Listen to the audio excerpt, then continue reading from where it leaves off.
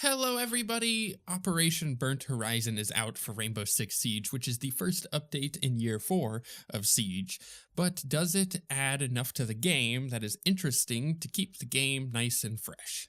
Well, that's what we're going to discuss today, because this update adds a new map in Outback and 2 new operators, which are Australian operators in Gridlock and Mozzie. Also some miscellaneous changes just here and there, balance changes and gameplay changes that make the game a bit better, a bit more playable. But this update, in my opinion, just to get this out of the way, is significantly less exciting than last year's first update, right? The Outbreak update was a really good start, in my opinion, to an awesome season for Siege. Year 3, in my opinion, was really great. It had some cool stuff in it, and at the very least, they did some experimental changes to the game. They added the new Outbreak mode, which was only available for that first part of the season last season, and it was really cool. Whether you liked it or didn't, it was still a really cool addition to the game that they didn't need to add, and they did, and it worked out really well for them, in my opinion. I think there was some really cool cosmetic stuff that came to the game because of that. We got to try out a new gameplay mode, which who knows what they're doing with that? Like, what is their thought on that? Is that going to return this like horde mode that you could go through? Or are they experimenting for a new game? Like, who knows what they're working on? Either way, we realized that they could go weird on Rainbow Six Siege, that, it doesn't always have to be super grounded and super realistic. I say that, but there are some operators that have non-realistic things going on about them. Either way, my point is, last year, the first season, or the first update in that season was fantastic. And I don't quite feel like, right off the bat, that Burnt Horizon is capable of reaching those heights of like, this is a really cool big change for the game. This is exciting. Everybody needs to come back and play. With that out of the way, it is still a fantastic update. So let's talk about the 2 new operators that were added, because that's kind of the most important part, in my opinion, for each patch that comes out. So you have Gridlock and Mozzie. Gridlock is the attacker. She has a new gadget, which is similar in the way that it deploys and how you use it to that of Legion on the defending side. If you know how he works, he throws these little goo mines down. Hers works similar to that, where you throw this little mine down, except it's a deployer. And it deploys a ton of spike traps as an attacker. So she works really great for defending your booty. So imagine you're attacking from one angle and you're afraid that the enemy team has some rotators or some roamers, like Cav, for instance, and you know that they're probably going to come up behind you if you attack from this one angle. Well, you could take your little spike traps and throw them from that one angle, and suddenly that defender has to deal with that thing. So either they get to run through it, take a bit of damage, get slowed, and make some noise doing so, or they have to destroy the traps that are deployed, again, making noise, and now you know where they're coming from. With that in mind, if you're a defender, you can stop this from happening by shooting the deployer as it's deploying things, because it doesn't just deploy a ton of traps all at once. It like slowly deploys one at a time, and you can hear this happening and see it happening. But once they're all deployed, they cover a large section of a room, like a significantly big portion of a room, and that is one, really cool for the attackers to have this new tool, especially to use in competitive play. If you look at pro players, they often have rotators. They're rotating around and they're changing position. And you don't quite see that in casual play quite often, because the communication is much more limited. I mean, you do see rotators and people playing these characters that move really quick and are able to do that, but the level of play is much lower in casual than it is in competitive. So I'm excited to see what Gridlock can do in competitive, because she can completely shut those rotations down, or at least slow them down significantly in a way that will change the meta game within competitive. And I think that's awesome. I think that's really cool. She's a great addition to the lineup.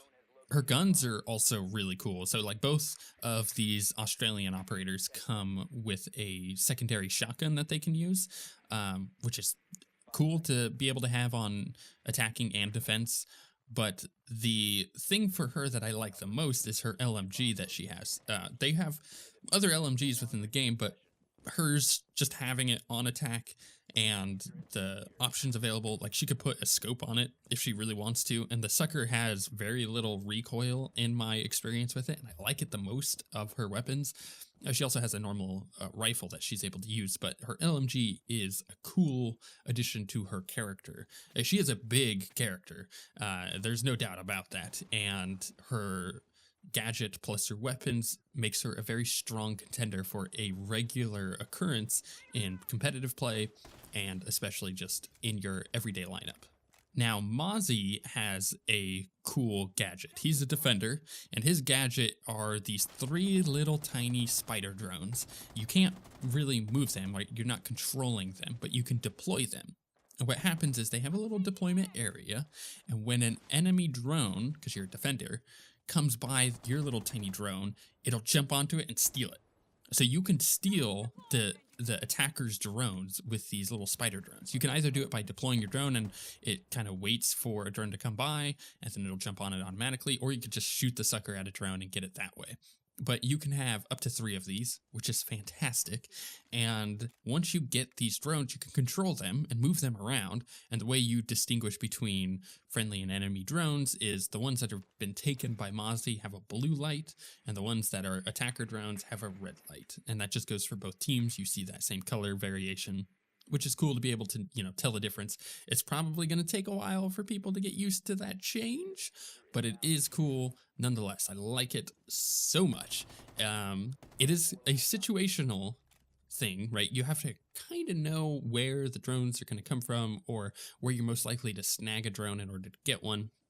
But that stuff you just learn over time, and you may even want to keep one of your little drones on you so you can shoot at a drone that's droning you out or something. You can even get Twitch drones with this sucker and be able to zap the enemy. It's really cool. It's awesome. It's a cool addition. And in competitive play, it may see quite a bit of use because it allows the defenders to get an additional viewpoint, right? You get more cameras that you're able to use and be able to hide these suckers where the attackers may be getting pinged and they're not quite sure where it's coming from, or being droned out as an attacker isn't something that you typically have happen unless you have like an echo on your team. So it's cool to be able to have that as an option now. Now, competitively, I would say we're probably going to see Mozzie every now and again, but that's because his weapons are really good. He's got this kind of weird pistol SMG thing and then a great rifle, and both of his guns are strong. I like both of them. I've used them both, and I'm not sure which one I like more, but they're both strong. The thing is, in order to take a drone and then go set up the drone and stuff, that takes valuable time.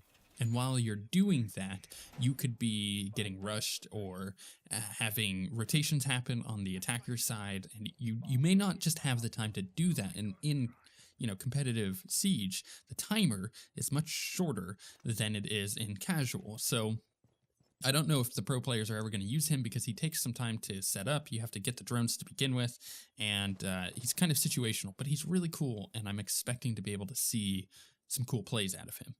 Either way, both operators are really cool. They add a lot of new gameplay to the game, in my opinion. They add a lot of competitive elements to the game where we're going to see some, usage in the competitive play in creative ways. And overall, they both change the meta in non-obtrusive ways, right? Like Lion last year, when he was added, he was an obtrusive addition, and he was really overpowered. But, now they've kind of balanced him a bit. It's taken about a year, but, they're still working on it. But I think Mozzie and Gridlock are two characters that don't break the game. They're not overly powerful, but they add cool additions to the lineup that's already there, and they can play off of each other. And in other cases, it allows for pairing up in cool ways, right? So you can like combo Gridlock's ability with being able to just rush down a single point without having to worry about things coming up behind you necessarily. Or you could just use her to do zone control, which is really powerful, with use of many of the other attackers. So it's cool. It's a cool addition. Again, both operators I think are really good, but it still doesn't quite have the awesome factor, I would say, the excitement factor that the Outbreak stuff did, because we're missing an entire, Outbreak version of the game. It's just, your typical 2 new operators. There's nothing too crazy about it. And my fear is that by seeing this update, we are seeing an Ubisoft that is really shy about doing crazy things again. Because there is no doubt that Outbreak broke the game in some ways when they added Fika and Lion.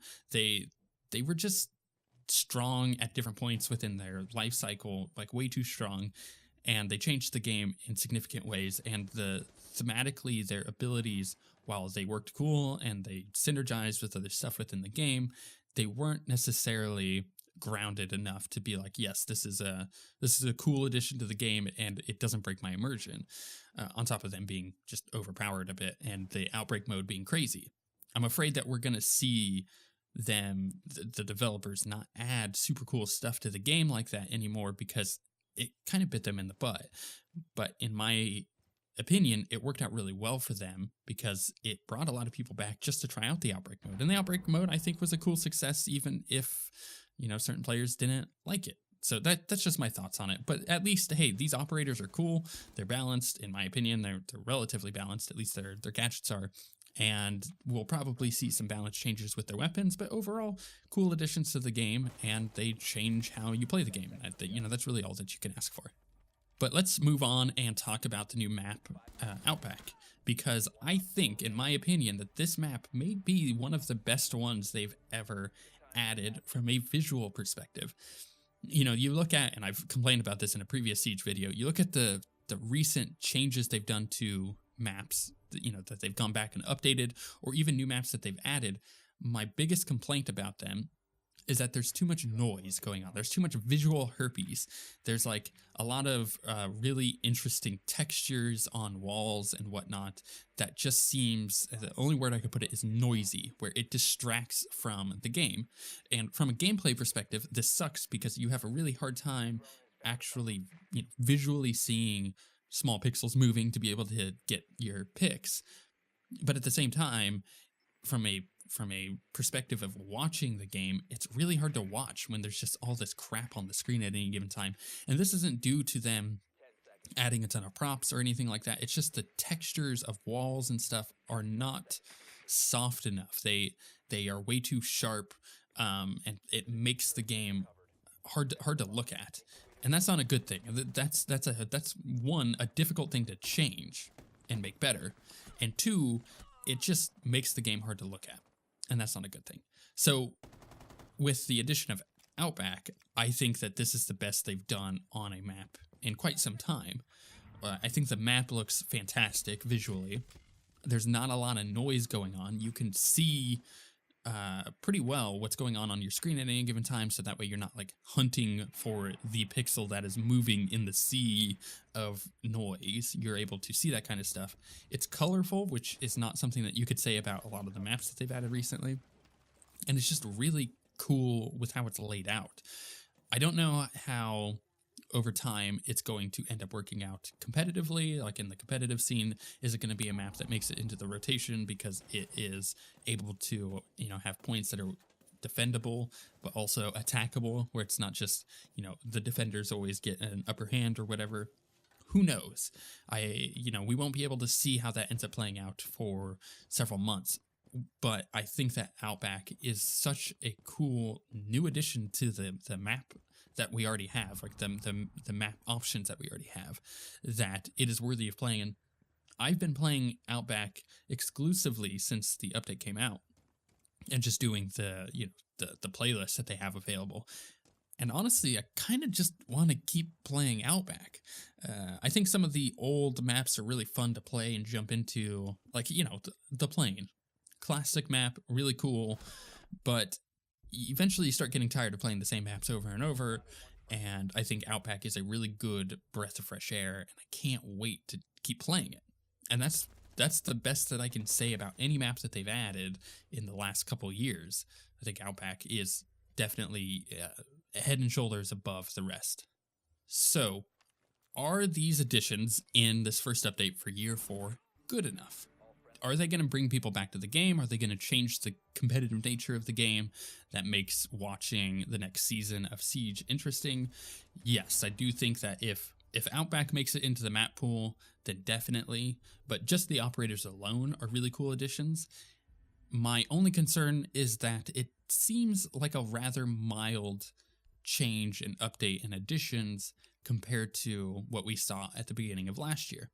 Last year, everything was really exciting, although broken at times, but exciting is good for the game. It gets people playing, it brings people back who were playing and are, changing to other games. Either way, it just, Outbreak, in my opinion, was one of the most exciting times for Siege, regardless of how you feel about it. There was cool stuff going on. I don't think that the Burnt Horizon update does that. However, it does add cool enough things to remain excited about the game, and it has me optimistic for the next year of Siege. At the end of the day, there's nothing stopping them from coming out with a really cool update like Outbreak later this year, and just starting off really strong with these cool new operators and an awesome map is a really good start. Will we see something like that, though? I don't know. I can't say for sure, and probably not, in my opinion. I think that they are going to be a little gun-shy, pun intended, this next year, but we'll see how it ends up playing out. I would love something cool like Outbreak again, but I'm not sure if they're going to do something with it. That said, also, there could also be another game in development that we don't know about, that we may hear about at E3. We'll see later this year. Either way, I think that this is a strong update. If you're, interested in Siege at all and you've been playing, you should definitely come back and play again. This is a cool addition to the game, and it's worthy of coming and trying these new operators, especially if you have the year 4 pass, for instance. But with all of that said, let me know if you're still playing Siege in the comments. Are you actually coming back to the game, or have you moved on to play completely different games like Apex Legends, for instance? Like, what kind of shooter are you playing nowadays? Is Siege even relevant to you anymore in the landscape of shooters that we have out there? Because for me, it is a game that I like coming back to and constantly playing. I think it's one of the best shooters out there. But is it a relevant game to the mass majority of people? I think that might be changing this year, and we'll see how that ends up playing out. But with all of that said, we shall see you guys next time.